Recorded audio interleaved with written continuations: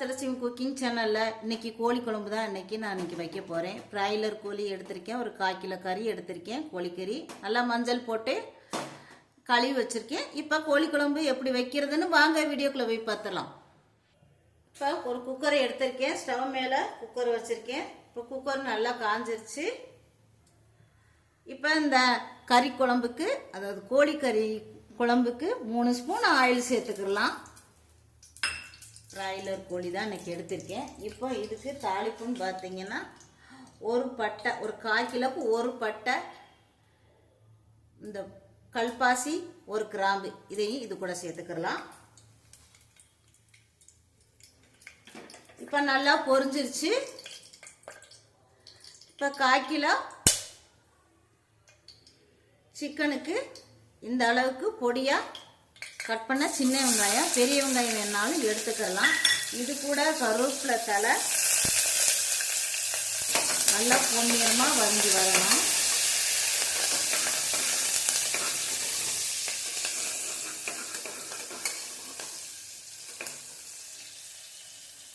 சின்ன வெங்காயம், பெரிய வெங்காயம் எது வேணாலும் எடுத்துக்கலாம்.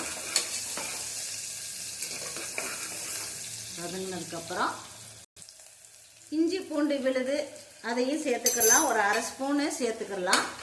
நல்லா வதக்கி விட்டுட்டு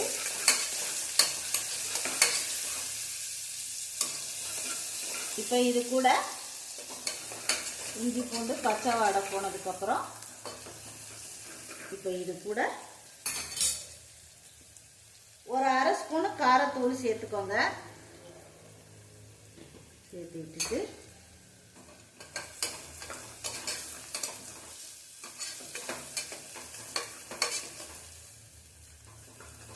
இப்போ நல்லா வதங்கிருச்சு. அந்த ராசுமல் போயிடுச்சு.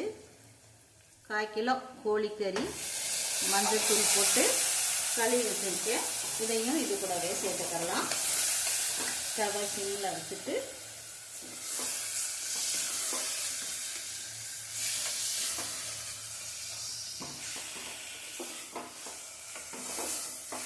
நல்லா எண்ணெயிலேயே ஒரு 2 நிமிஷம் வதக்கி விட்டுடலாம். அப்படியே சுருண்டு வரும்.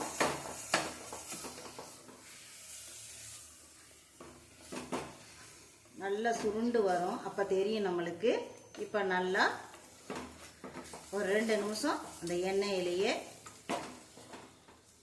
நல்லா வதங்கட்டும். கோழிக்கறியை நல்லா எண்ணெயிலேயே நல்லா சுருண்டு இந்த மாதிரி பதத்துக்கு நல்லா வந்துருச்சு. இப்போ 2 ஸ்பூனு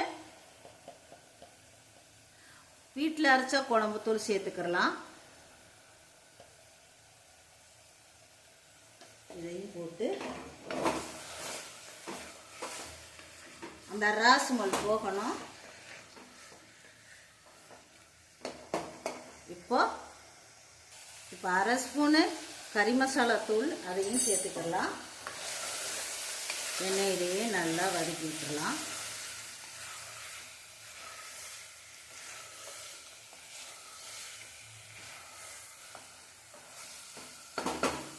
இப்போ ஒரு தக்காளி மிக்சிலேயே அரைச்சி வச்சுருக்கேன். இதையும் இது கூடவே சேர்த்துக்கலாம். சேர்த்துட்டு நல்லா எண்ணெயெல்லாம் பிரிஞ்சு வர அளவுக்கு நல்லா வதக்கி விட்டுடலாம்.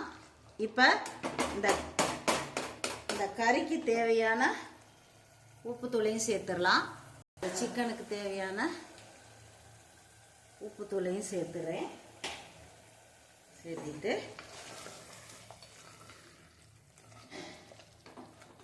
நல்லா வதக்கி விட்டுருவோம். இந்த ராசுமல் போகணும். எல்லாமே இந்த பச்சை வாடை போய் நல்லா எண்ணெயெல்லாம் நல்லா பிரிஞ்சு வரட்டும்.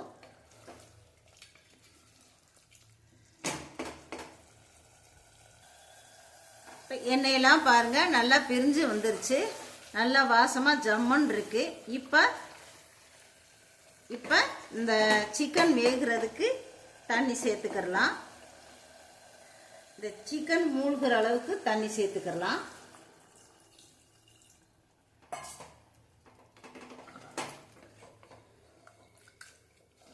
ஒரு கலந்து விட்டுட்டு மூடி போட்டு மூடி விட்டுடலாம்.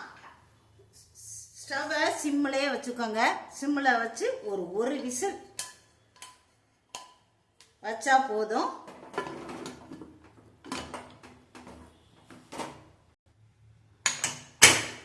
ஒரு விசில். ஒரே ஒரு தேங்காய் சில்லு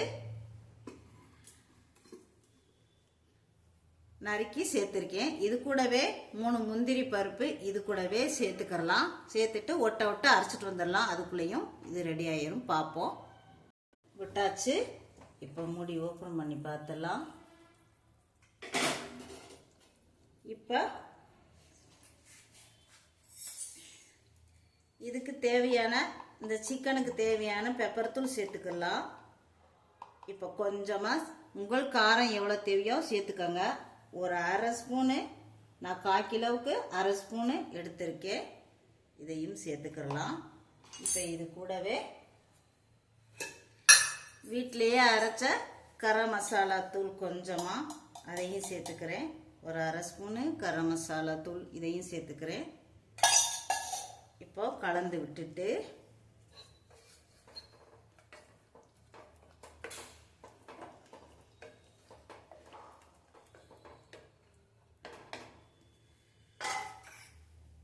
ஒரு கொதி வரட்டும்.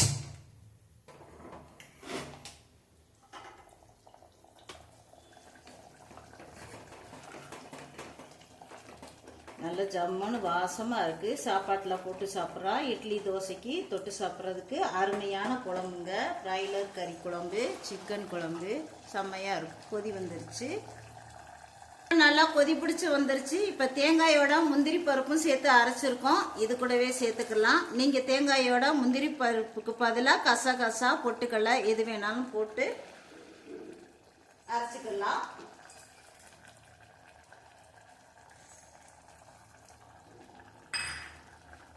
நல்லா சிம்மில் வச்சு மிதமான தீயில வச்சு கொதிக்க விட்டுலாம். கலந்து விட்டுட்டு மறுபடியும் ஒரு கொதி வரட்டும்.